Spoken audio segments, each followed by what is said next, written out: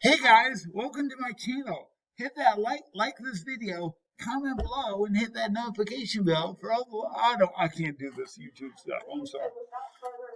Anyways, guys, you guys are just tuning on this video. We're on page 49 of our packet. There's page 49. We're talking about Fire and Ice by excuse me. Fire and Ice by Robert Frost. And what we did, we put quotes on our total like we always do, and we numbered our lines. Hey guys, it is less than 14. Can't be a sonnet. No. It can't be a sonnet. It's only got 9. It's not going to be a sonnet. It's not going to work out for it. Just no matter what. Okay. Hey, let's take the idiot test. Will, it's called Fire and Ice. What do you think it's going to be about? Fire and Ice. Ladies and gentlemen, he is a genius. Smartest man in the room, okay? That being said, because you're the smartest man in the room, you're going to take line 1, okay? Shima's going to take line 2. Josiah's going to take line 3. Taylor's got line 4. Hunter's got line 5. Whitehead's got line 6. Addison's got line 7. Caleb's got line 8. And Noah's got line 9. But take and say, don't feel left out. You're going to say, Fire and Ice by Robert Frost, okay? See, and then that's when Will is going to start, okay? So, Peyton, go ahead and start us. Some say the world will end in fire.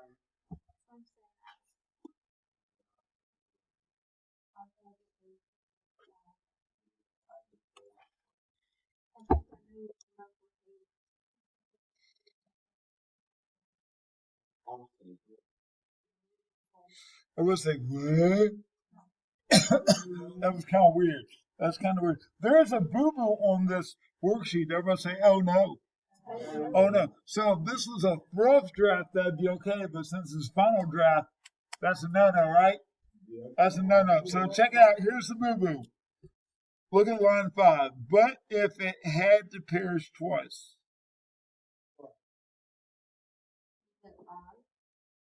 But if I had to perish twice. And I looked this up. I legit looked it up because I was like, I think it's I. I think it's I. There are some versions that say I, and there are some versions that say it because it's talking about the world. The version I always read when I was growing up was I. So I'm going to go with I. There is an edited copy that says it. So they're not wrong, but in my eyes, they're wrong. But that's just me. That's just me. Okay? So change it to I, and that makes a little bit more sense. So some say the world will end in fire. Everybody say, oh no. Some say it'll end in ice. Hey, that happened in Texas a few weeks ago, right? Texas froze over with that snowstorm, okay? From what I've tasted of desire, I'll hold with those who favor fire.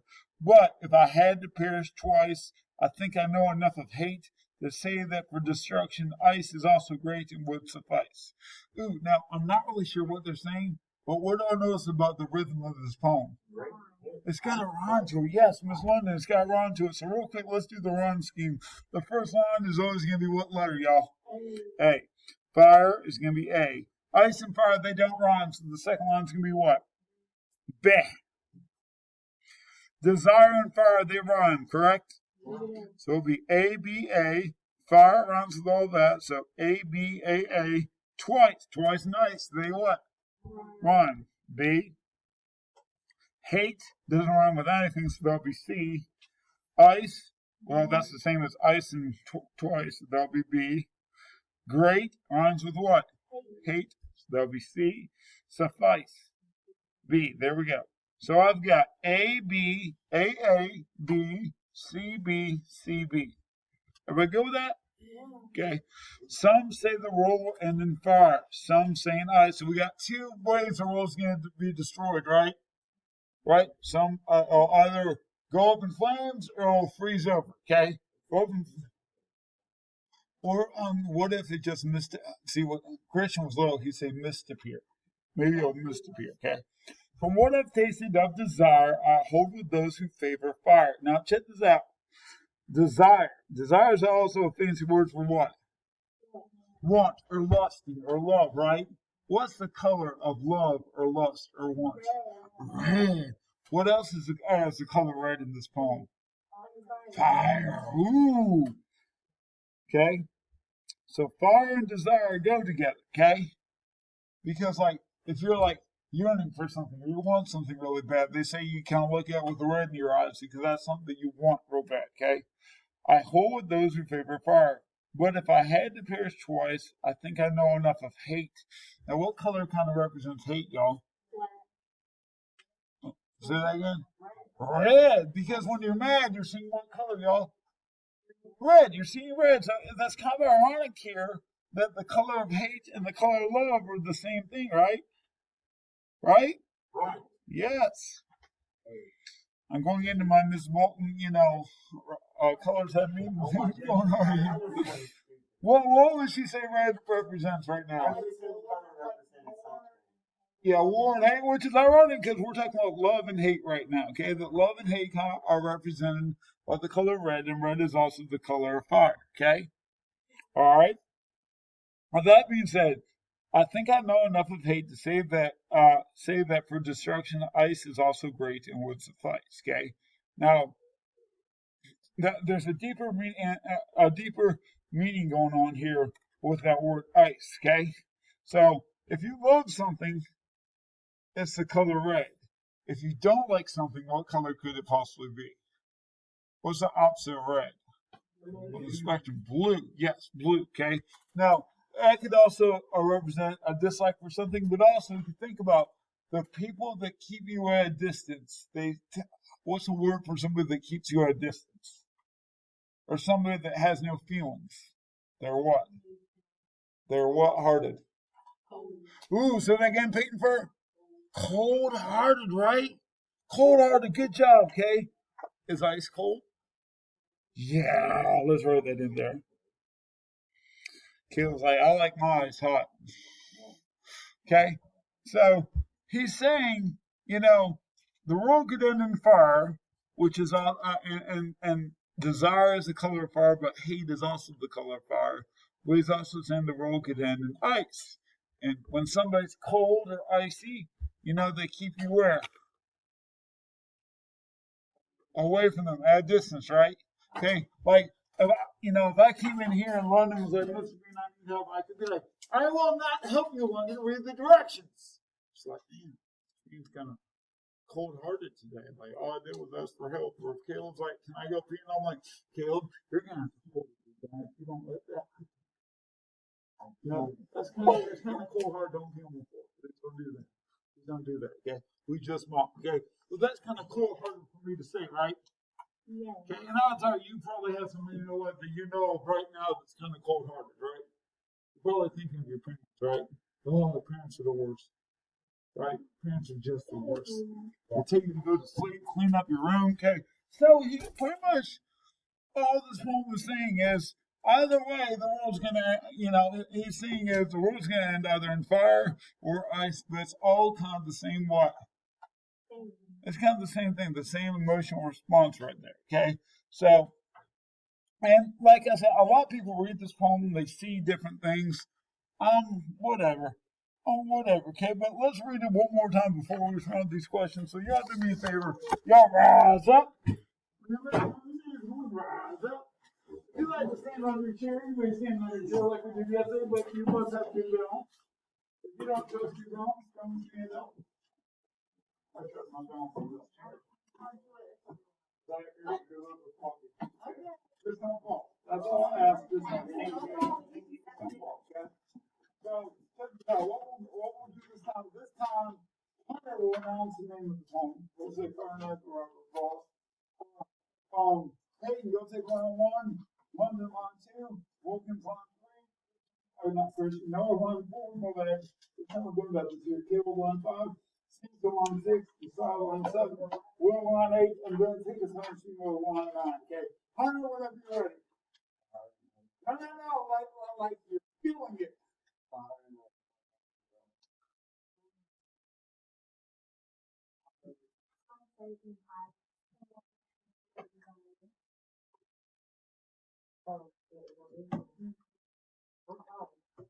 One four. I'll hold it. I'll hold it there. If I had, there's one.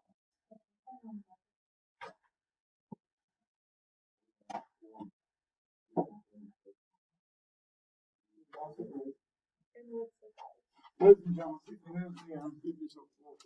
Caleb, I like it. That was good stuff.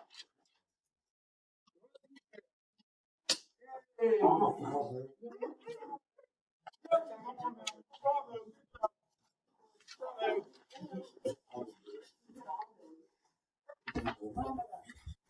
right, so real quick, let's run through this. Here we go.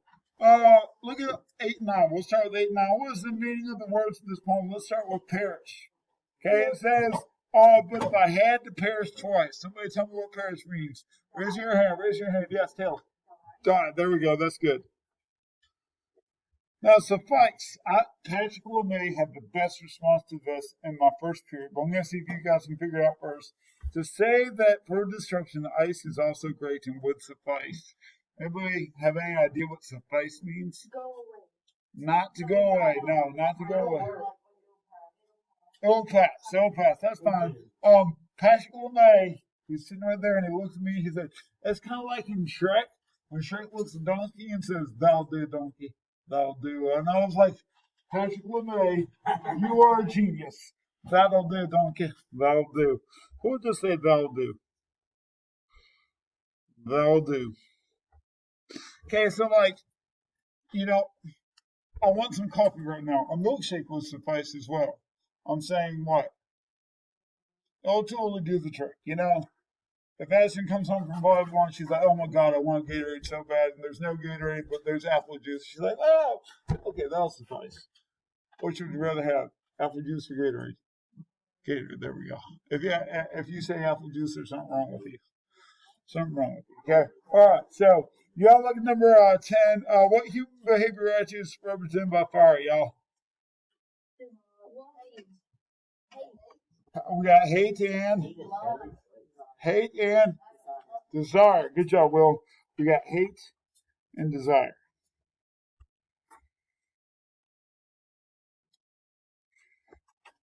Okay, what's being represented by ice? Yeah, cold-hearted. I'm just going to say that, cold heart. A cold heart. Because when somebody has a cold heart, you know, they may not have bad intentions. They just may come across as icy or mean or hateful, whatever. When I was growing up, I hated going to the doctor because my doctor was like, he didn't talk at all. He was just like straight to business, like, "What's wrong?" And he would just, no small talk at all, nothing make me feel good or anything about getting shots. He'd be like, "You're going to get a shot. Give me your arm." And it's like, "Oh, you know how kids are. Like, kids have to be like, "No, we're going to give you a shot, but it's for this. And take them in. We're going to clean the skin. Then we're going to give you a shot." It was just like, "Give me your arm." And it was just like, I didn't like going to the doctor because of that. Now, that being said, I remember when I was 12 years old, and we were at the doctor, and we were fixing to move, and it was at my yearly checkup, and he was like, "You're moving, you're my favorite patient." And he like smiled, and I was like, he's not cold-hearted after all. Oh my gosh. And like, had he been doing that when I was a kid, I think I would have had a different feeling for him. But you know, some people are just, emotions aren't there, okay? Let's see here. What viewpoints did the poet show? Well, that's easy. What? Fire and ice. There we go. He's kind of saying he don't mind that the world ends either way. Hopefully the world won't end anytime soon. Hopefully. Good gracious, I got plans this weekend. We don't, hey, 13, what does rhyme add to the poem's overall effect? We have about a minute left on this video. Think about this. When you're little, when you're reading a poem, the reason why Dr. Seuss is so appealing is because all his books have what? Have rhyme. They have illustrations, but they also have rhyme to them. When we read rhyme, it's a whole lot easier for us to read and comprehend because it gives a beat to it, okay? So, we'll just say it makes it easier to read. Makes it easier to read. But that's true though, especially like when you're listening to music. That the rhyme scheme of the music and the lyrics, that's probably the appealing part of the song, okay? You know, yeah, if you've got a cool guitar riff and a cool keyboard riff and some awesome drums, you could be listening to a song about blowing your nose and you're like, "This is the best song ever." You know? We don't need to write a summary of the poems. We've already kind of did that. This video is running out. So, like my channel, subscribe, hit the notification bell, comment below. I think that's it. Bye-bye.